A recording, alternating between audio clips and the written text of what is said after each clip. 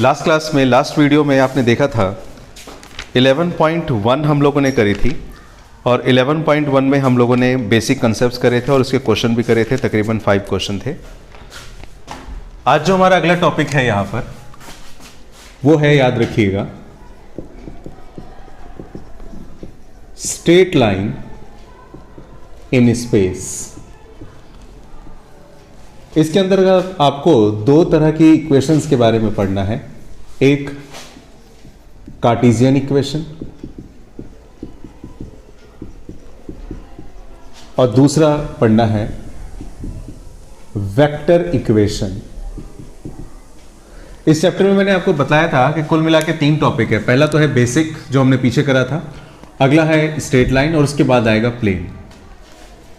अभी जो हम कर रहे हैं इस वीडियो में वो बात कर रहे हैं किसकी? स्ट्रेट लाइन की। स्ट्रेट लाइन में 2 तरह की इक्वेशंस हम लोग पढ़ेंगे, एक पढ़ेंगे कार्टेशियन इक्वेशन जो एक्स वाई की फॉर्म में होगी और दूसरी होगी वेक्टर इक्वेशन जो आई जे के की फॉर्म में होगी। फिर हम लोग ये भी सीखेंगे कि आपको क्वेश्चन में कार्टेशियन इक्वेशन गिवन होगी उसे वेक्टर फॉर्म में कन्वर्ट कीजिए और कभी वेक्टर फॉर्म गिवन होगा उसे कार्टेशियन फॉर्म में कन्वर्ट करना होगा। फिलहाल सबसे पहले जरा कुछ फॉर्मूले समझिएगा। सबसे पहले मान के चलिए आपको एक लाइन गिवन है ये, और इस लाइन के 2 पासिंग पॉइंट गिवन है। एक पासिंग पॉइंट है x1, y1 और z1 और दूसरा पासिंग पॉइंट है x2, y2 और z2। ये इस लाइन के 2 पासिंग पॉइंट दे रखे हैं और आपको कहा जाता है इस लाइन की कार्टेशियन इक्वेशन बनाइए। तो याद रखिएगा, इस लाइन की अगर आपको कार्टेशियन इक्वेशन बनानी है तो इस लाइन की कार्टेशियन इक्वेशन होती है x minus x1, y minus y1, z minus z1। x minus x1, y minus y1, z minus z1, ये x1, y1, z1 passing point है जो मैंने यहां से उठाए हैं। जरूरी नहीं कि आप ये पासिंग पॉइंट ले, आप ये भी ले सकते हैं। तो x minus x1, y minus y1, z minus z1 ये पासिंग पॉइंट है। नीचे हमें लिखना होता है a b c। ये a b c क्या होता है? ABC होते हैं इस लाइन के डायरेक्शन रेशो। आपने पिछले क्लास में सीखा था कि अगर 2 पॉइंट आपको दे रखे हैं और आपको डायरेक्शन रेशो निकालना है तो डायरेक्शन रेशो होता था x2 minus x1, y2 minus y1, z2 minus z1। मतलब अगर मैं इसी इक्वेशन को एक अल्टर फॉर्म में चेंज करके बताऊं तो इसकी इक्वेशन ये भी हो सकती है x minus x1, y minus y1, z minus z1। ABC का मतलब डायरेक्शन रेशो होता है और इस लाइन का डायरेक्शन रेशो कैसे निकलेगा? इस लाइन का डायरेक्शन रेशो निकलेगा x2 minus x1, y2 minus y1 और z2 minus z1। Standard equation तो यही है लाइन की, लेकिन ABC डायरेक्शन रेशो को रिप्रेजेंट करते हैं और हमें एक लाइन के 2 पॉइंट्स अगर गिवन है, 2 पॉइंट्स अगर गिवन है तो डायरेक्शन रेशो हम निकालेंगे x2 minus x1, y2 minus y1, z2 minus z1 करके। ये हमारी कहलाएगी कार्टेशियन इक्वेशन ऑफ लाइन। लेकिन इसी में अगली बात, हमें अगर सीखना है वेक्टर इक्वेशन ऑफ लाइन तो वो कैसे करेंगे? पहले जरा आप ये लिखिएगा, मैं आगे बताऊं। अगर आपको इसी में वेक्टर इक्वेशन ऑफ लाइन समझनी है वो भी बताता हूं। पहले इसका एक एग्जांपल भी कर लेते हैं जरा। जैसे आपको कहा जाता है कि find the Cartesian equation of line whose passing points are 2, 3, 5 and 6, 9, 4। दोबारा से एक लाइन है और इस लाइन के 2 पासिंग पॉइंट दिए हैं आपको, एक दिया है 2, 3, 5 और दूसरा पॉइंट आपको दिया है 6, 9, 4 और आपको कहा जाता है इस लाइन की इक्वेशन बनाइए। ये हमारा बन जाएगा x1, y1, z1, ये हमारा बनेगा x2, y2, z2। यहां पर अगर हमें इक्वेशन ऑफ लाइन बनानी है तो पहले तो फॉर्मूला लिखना जरूरी है, x minus x1, y minus y1 और z माइनस z1 अपॉन में हम लिखते हैं x2 माइनस x1। ये क्यों लिख रहे हैं? क्योंकि हमें 2 पॉइंट्स गिवन है, y2 माइनस y1 और z2 माइनस z1। तो x माइनस x1, अब x1 की जगह पर हमारे पास क्या है? x1 की जगह पे 2, y1 की जगह पे 3 और z1 की जगह पे 5 है। यानी कि x minus 2, y minus Y के बदले क्या आएगा, y1 के बदले 3, और z माइनस z1 के बदले क्या आएगा 5। अपॉन में हमें लिखना होता है लाइन के डायरेक्शन रेशो, और डायरेक्शन रेशो निकालने के लिए हम लोग x2 minus x1 y2 minus y1 करेंगे।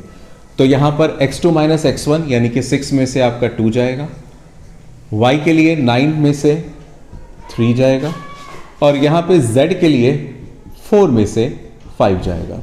कुल मिला के फाइनली जो लाइन की इक्वेशन तैयार होगी 6 minus 2 4, y minus 3 6 and z minus 5 upon में -1, ये कहलाएगी इस लाइन की क्या, कार्टेशियन इक्वेशन। 2 3 5 इसके पासिंग पॉइंट कहलाएंगे, और 4 6 -1 कहलाएंगे इसके डायरेक्शन रेशो। ये कार्टेशियन इक्वेशन है।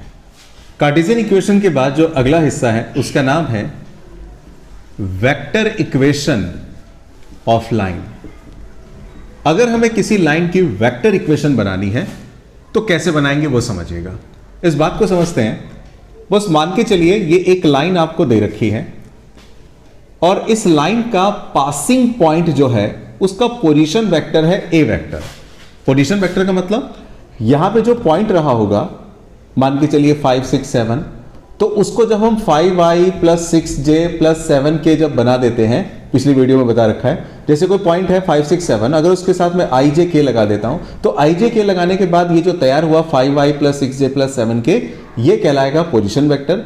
फिलहाल फॉर्मूला बनाने के लिए इस पोजीशन वेक्टर को मैंने डिनोट कर दिया है ए वेक्टर से। ए वेक्टर का मतलब यहां पे क्या है, ए वेक्टर का मतलब है position vector of passing point. Position vector का मतलब कोई बड़ा नहीं होता, पोजीशन वेक्टर का मतलब इतना सा है कि उस पॉइंट के साथ आप आई जे के लगा दीजिए। तो ये लाइन है, इस लाइन का पोजीशन वेक्टर है, मान के चलिए ए वेक्टर, और साथ ही साथ में ये जो हमारी लाइन है, ये लाइन ये एक दूसरी लाइन के पैरेलल है, और उस लाइन का नाम है मान के चलिए बी वेक्टर। ये लाइन है जो पास कर रही है ए वेक्टर से, और ये लाइन खुद पैरेलल है मान के चलिए इस लाइन के, जिसका नाम क्या है बी वेक्टर। ये वेक्टर जो दूसरी लाइन है ये ऑलरेडी क्वेश्चन में आपको गिवन होगा, और ये वाली जो लाइन है जिसे मैंने ब्लैक मार्कर से बनाया है, इसकी इक्वेशन आपको फाइंड करनी होगी। अब एक बात समझिए, अगर ये लाइन इस लाइन के पैरेलल है, ये वाला हमारा जो ए वेक्टर जो लाइन पास कर रही है ए वेक्टर से, अगर मैं कहूं ये अगर बी वेक्टर के पैरेलल है, तो पैरेलल होने का मतलब 11th में आपने पढ़ा था कि जब दो लाइनें पैरेलल होती हैं तो उनके स्लोप इक्वल होते हैं। वहां पे चलता था स्लोप वेक्टर, और 3D में स्लोप की जगह पर आता है डायरेक्शन रेशो। अगर ये वाली लाइन इसके पैरेलल है तो याद रखिए इनके डायरेक्शन रेशो सेम होंगे, या डायरेक्शन रेशो सेम डायरेक्शन में जाएंगे। मतलब क्या हुआ, फाइनली मुझे इस लाइन की इक्वेशन बनानी है जो लाइन पास कर रही है ए वेक्टर से, और साथ ही साथ में ये लाइन पैरेलल है किसके, बी वेक्टर के। तो अब आपको इस लाइन की इक्वेशन बनानी है, और वो भी कौन सी इक्वेशन बनानी है, वेक्टर इक्वेशन। तो vector equation of required line. Required line का मतलब यहां पे कौन सी लाइन की बात हो रही है, ब्लैक वाली लाइन की। तो इसकी इक्वेशन क्या होगी जरा समझिएगा। इसकी इक्वेशन होती है आर वेक्टर इक्वल टू में ए वेक्टर प्लस में लैम्डा बी वेक्टर। इस लाइन की इक्वेशन होती है आर वेक्टर इक्वल टू में ए वेक्टर प्लस में बी वेक्टर। यहां पे ए वेक्टर जो है ये किसको रिप्रेजेंट कर रहा है, ए वेक्टर रिप्रेजेंट कर रहा है, याद रखिए किसको, position vector of passing point. और बी वेक्टर का मतलब क्या हुआ, बी वेक्टर का मतलब हुआ एक तरह से vector equation of parallel line. इसकी जो लाइन पैरेलल थी उसकी जो वेक्टर इक्वेशन थी या उसके जो डायरेक्शन रेशो थे उसको हम लोग डिनोट कर रहे हैं, याद रखिए किससे, बी वेक्टर से। यानी कि vector equation of parallel line, या इसको हम लोग और ज्यादा बोल सकते हैं, बी वेक्टर का मतलब यहां पे क्या है, एक तरह से बी वेक्टर का मतलब एक तरह से क्या हुआ, vector equation of direction ratio of parallel line. जो आपकी पैरेलल लाइन है उसके जो डायरेक्शन रेशो होंगे उसको हम लोग डिनोट कर रहे हैं बी से। लैम्डा का मतलब जैसे हमने पीछे भी पढ़ा है, लैम्डा हमारा कांस्टेंट है। और याद रखिएगा इस चैप्टर में सबसे खास बात, ये जो आर वेक्टर है, आर वेक्टर इसका मतलब होता है बॉस एक्स आई वाई जे जेड के। इसका बहुत ज्यादा यूज होने वाला आगे, एक्स आई प्लस वाई जे प्लस जेड के। आपको जब भी किसी लाइन की वेक्टर इक्वेशन बनानी होगी तो हमेशा लिखना होगा R vector equal to A vector plus lambda B vector. A vector के बदले ए वेक्टर की वैल्यू और बी वेक्टर के बदले पैरेलल वेक्टर की value. R vector as usual ऐसे ही रहेगा, जब भी कोई वेक्टर इक्वेशन बनाएंगे तो वो आर वेक्टर की फॉर्म में होगा, और जब भी कार्टेशियन इक्वेशन बनाएंगे तो वो एक्स वाई जेड की फॉर्म में होगा। अब एक क्वेश्चन करते हैं, जैसे मान के चलिए आपको कहा जाता है कि find the vector equation of a line which passes through vector equation of a line which passes through 3 7 5 and parallel to 2i 6j plus 7k। इसका मतलब क्या हुआ पहले समझिएगा। Find the vector equation of A line. आपको एक line की vector equation बनानी है। कौन से लाइन की वेक्टर इक्वेशन बनानी है? जो लाइन पास कर रही है 3 7 5 से, मतलब मेरी जो लाइन है जिसकी मेरे को इक्वेशन बनानी है वो पास कर रही है 3 7 5 से, एंड पैरेलल, और ये जो 3 7 5 से लाइन पास कर रही है वो खुद पैरेलल होनी चाहिए। किसके पैरेलल होनी चाहिए? इस वेक्टर के। मतलब समझ लीजिए कि ये है वेक्टर 2i 6j 7k। आपको पता होगा कि i j k के कोएफिशिएंट डायरेक्शन रेशो होते हैं। अगर इसके डायरेक्शन रेशो 2 6 7 है तो उसी डायरेक्शन में इसके भी डायरेक्शन रेशो होंगे। हमें इस लाइन की इक्वेशन बनानी है। सबसे पहले हम लिखते हैं ए वेक्टर। ए वेक्टर का मतलब क्या होता है? ए वेक्टर का मतलब होता है position vector of passing point. तो मेरे को जिस लाइन की इक्वेशन बनानी है उसका पासिंग पॉइंट 3 7 5 है, तो ये क्या होगा 3i प्लस 7j प्लस का 5k। और बी वेक्टर का मतलब क्या होगा? बी वेक्टर, तो बी वेक्टर का मतलब है जो आपका पैरेलल वेक्टर है। पैरेलल वेक्टर का मतलब जिसके ये लाइन हमारी पैरेलल है उसका नाम क्या है? 2i 6j plus 7k। तो इसका मतलब हमें फाइनली बनाना है वेक्टर इक्वेशन ऑफ लाइन। तो लाइन की वेक्टर इक्वेशन क्या होगी? वो 3 फॉर्मूले पहले लिखते हैं। आर वेक्टर इक्वल टू में ए वेक्टर लैम्डा बी वेक्टर। तो आर वेक्टर तो एज यूजुअल रहेगा। ए वेक्टर का मतलब क्या है? ए वेक्टर का मतलब है boss 3i plus 7j plus 5k। और लैम्डा बी वेक्टर का मतलब क्या है? तो बी वेक्टर का मतलब है 2i plus 6j plus 7k। ये हमारी तैयार हो गई, याद रखिए, वेक्टर इक्वेशन ऑफ लाइन। आगे वाला हिस्सा याद रखिए हमेशा, क्योंकि कभी कभी हमें जरूरत पड़ती है शॉर्टकट में। आगे वाला हिस्सा हमेशा रिप्रेजेंट करता है पासिंग पॉइंट को और पीछे वाला हमेशा रिप्रेजेंट करता है डायरेक्शन रेशो को। यानी कि हमने जो लाइन बनाई है उसके डायरेक्शन रेशो ये होंगे और इसके पासिंग पॉइंट ये होंगे। आगे देखते हैं इसके बाद। अगला जो टॉपिक है, conversion of vector equation of line into Cartesian equation. अब आपको क्वेश्चन में एक लाइन की वेक्टर इक्वेशन गिवन होगी और उसे कार्टेशियन इक्वेशन में कन्वर्ट करना होगा। जैसे फॉर एग्जांपल आपको किसी लाइन की मान के चलिए वेक्टर इक्वेशन दे रखी है, आर वेक्टर इक्वल टू में 2i 3j 4k plus lambda 5i 9j plus 8k। यह आपको किसी लाइन की वेक्टर इक्वेशन गिवन है। अब ये तो है वेक्टर इक्वेशन गिवन, इसे कार्टेशियन फॉर्म में कन्वर्ट करना है। तो इसको कन्वर्ट करने के दो तरीके होते हैं, एक डायरेक्ट और एक होता है रिडक्शन मेथड पूरा। तो अभी प्रोसेस वाला करेंगे हम लोग, देखिएगा कैसे। इसे अगर कार्टेशियन फॉर्म में करना है तो कैसे होगा। कार्टेशियन फॉर्म में जब भी करना हो तो कार्टेशियन फॉर्म का मतलब है कि ये i j k को मुझे खत्म करना है और x y z को बनाना है। तो उसके लिए सबसे पहले मैं क्या करूंगा, ये जो r वेक्टर है, मैंने शुरू में बताया था लास्ट वीडियो में कि r वेक्टर का मतलब होता है boss xi yj plus zk, xi plus yj plus zk।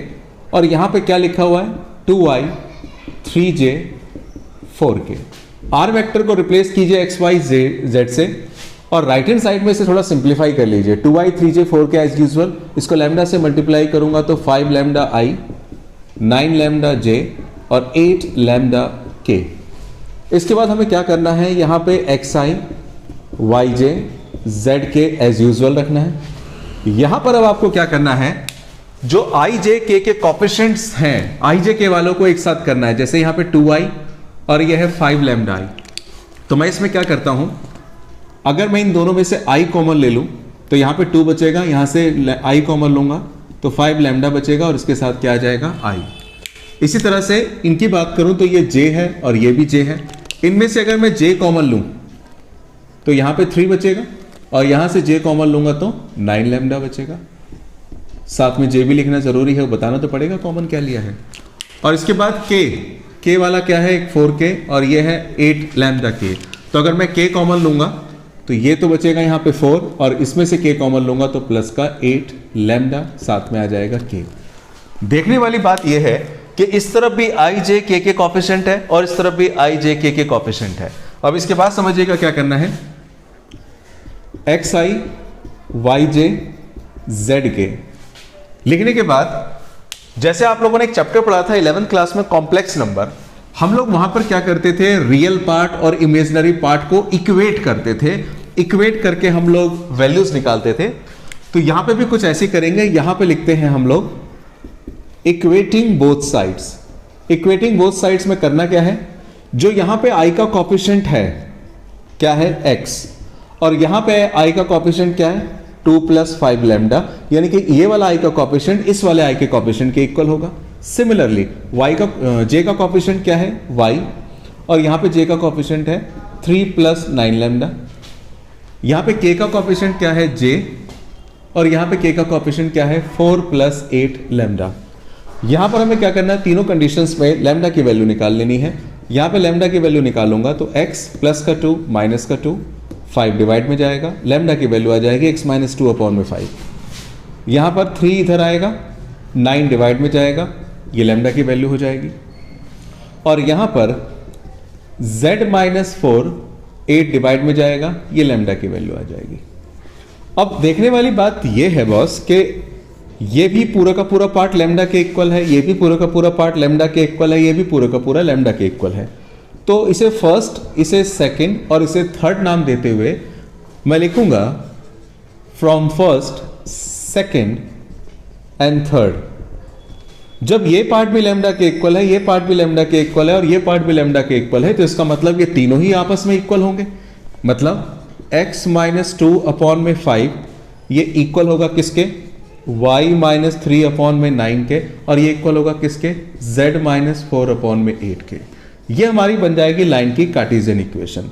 क्योंकि ये तीनों के तीनों लैम्डा के इक्वल हैं तो इसका मतलब ये तीनों भी आपस में इक्वल होंगे। इसलिए एक लाइन की इक्वेशन इस तरह से 3 पार्ट्स में स्प्लिटेड होती है, x - 2/5, y - 3/9, z - 4/8। ये सीधा क्या बन जाएगी, Cartesian equation of vector equation.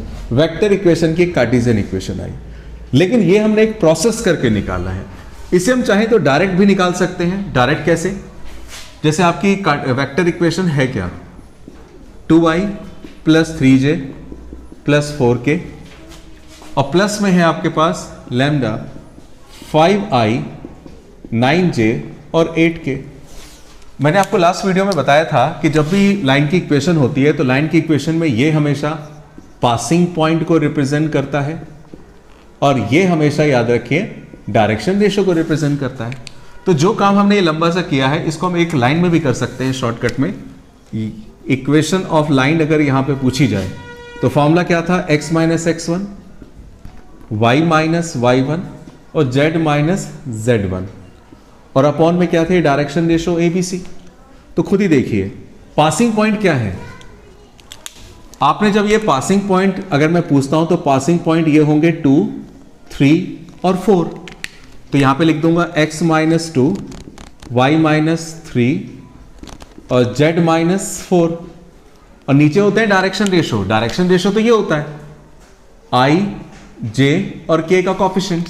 तो i, j के कॉफिशिएंट क्या होगा, 5, 9, 8। अगर आप गौर करें तो आप पाएंगे जो इक्वेशन हमने यहां पे बनाई है एक प्रोसेस्ड वे में, वही इक्वेशन तो यहां पे भी आ रही है, x - 2, x - 2, y - 3, z - 4, y - 3, z - 4, 5, 9, 8, 5, 9, 8। ये प्रोसेस फॉर्म है, ये डायरेक्ट फॉर्म है। आपके एग्जाम में जब क्वेश्चन आता है 1 मार्कर अगर क्वेश्चन आता है उसमें तो सीधा आंसर देना होगा, तब आप डायरेक्ट बताएंगे। लेकिन अगर कोई क्वेश्चन ऐसा आता है उसमें आपको वेक्टर इक्वेशन दे रखी है और क्या रखा हो, reduced into Cartesian form. Reduce कीजिए कार्टेशियन फॉर्म में। जब ये वर्ड लिखा है रिड्यूस करना है तो आप डायरेक्ट नहीं बताएंगे, फिर उस सिचुएशन में आपको बाई प्रोसेस करके दिखाना पड़ेगा कि कैसे वेक्टर इक्वेशन कार्टेशियन इक्वेशन में कन्वर्ट होती है। अगला जो हिस्सा है conversion of Cartesian equation of line into vector equation. अब हम सीखेंगे कि आपको क्वेश्चन में किसी लाइन की कार्टेशियन इक्वेशन दे रखी होगी, फिर दो बार कार्टेशियन लिख दिया। आपको क्वेश्चन में एक लाइन की कार्टेशियन इक्वेशन दे रखी होगी और उसे कन्वर्ट करना होगा वेक्टर इक्वेशन में। एग्जांपल के तौर पे मान के चलिए एक लाइन की इक्वेशन आपको गिवन है, x minus 2 Y minus 3 z minus 4 upon में 5 6 7। ये किसी लाइन की कार्टेशियन इक्वेशन है और आपको कहा जाता है कि इसे वेक्टर फॉर्म में कन्वर्ट कीजिए। तो देखिए वेक्टर फॉर्म में कैसे कन्वर्ट करते हैं। अभी अभी हमने करा, वेक्टर इक्वेशन दे रखी थी, उसे कार्टेशियन में बदला। अब रिवर्स प्रोसेस हो जाएगा और वेक्टर इक्वेशन बनेगी। कैसे देखिएगा, सबसे पहले ये जो लाइन की इक्वेशन दे रखी है उसने बोल रखा है कि x माइनस 2 अपॉन में 5 ये इक्वल है y माइनस 3 अपॉन 6 के, ये इक्वल है z माइनस 4 अपॉन में 7 के। ये तीनों आपस में इक्वल हैं। ये तीनों आपस में इक्वल तो हैं, लेकिन ये तीनों आपस में किसके इक्वल हैं? तो हम अपनी तरफ से मान लेते हैं कि तीनों आपस में इक्वल हैं किसके? लैम्डा के। मतलब x माइनस 2 अपॉन में 5 ये भी लैम्डा के इक्वल है, y माइनस 3 अपॉन में 6 ये भी लैम्डा के इक्वल है, और z माइनस 4 अपॉन में 7 ये भी पूरा का पूरा इक्वल है लैम्डा के। अब मैं यहां पे क्रॉस मल्टीप्लाई करके x बाई z की वैल्यू निकालूंगा तो ये आएगा 5 लैम्डा प्लस का 2, y की वैल्यू आएगी 6 लैम्डा प्लस का 3 और z की वैल्यू आएगी 7 लैम्डा प्लस का 4। यह आपने x y z की वैल्यू निकाली। आपको बनानी है क्या? Vector equation of line. तो वेक्टर इक्वेशन कैसे बनेगी वो समझिए। देखिए एक बात हम लोग जानते हैं, शुरू से मैंने इस चैप्टर में बताया कि जो r वेक्टर होता है बॉस, ये इक्वल होता है xi yj और zk के, xi yj zk के। r वेक्टर को r वेक्टर ही रहने दीजिए, x के बदले x की वैल्यू लगाइए। x की वैल्यू है बॉस 5 लैम्डा प्लस का 2 और इसके साथ में i, y की वैल्यू है 6 लैम्डा प्लस का 3 इसके साथ j, और फाइनली z का पॉइंट 7 लैम्डा प्लस का 4 और k। इसे यहीं पे मत अधूरा छोड़िए, इसको थोड़ा सा और बेहतर बनाइए। i से मल्टीप्लाई कर दीजिए i कैप से, 5 लैम्डा i कैप प्लस में 2 i cap, 6 lambda j cap plus में 3 j कैप और 7 लैम्डा k कैप प्लस में 4 k कैप। लास्ट स्टेज पे चल रहा है क्वेश्चन। यहां पर सबसे पहले कैटेगराइज बाय डिवाइड कर दीजिए। जो केवल i j k वाले हैं विदाउट लैम्डा वाले, उनको एक ब्रैकेट में लिख डालिए। मतलब ये आ गया आपका 2i, ये आपका आ गया 3j और ये आपका आ गया 4k। और जबकि दूसरे ब्रैकेट में इनको लिख लेता हूं जो बच गए। कौन कौन बच गए? 5 लैम्डा i, 6 लैम्डा j और 7 लैम्डा k। लास्ट स्टेप, इसको ऐसे रहने दीजिए 2i 3j प्लस का 4k और इसमें से लैम्डा कॉमन लेंगे तो 5i प्लस 6j प्लस का 7k। ये तैयार हो गई हमारी boss vector equation of line, जबकि कार्टेशियन इक्वेशन दे रखी थी। ये तो हमारा एक प्रोसेस मेथड था, लेकिन उसी तरह से जैसे पीछे बताया, इसको हम डायरेक्ट भी पा सकते हैं। डायरेक्ट कैसे?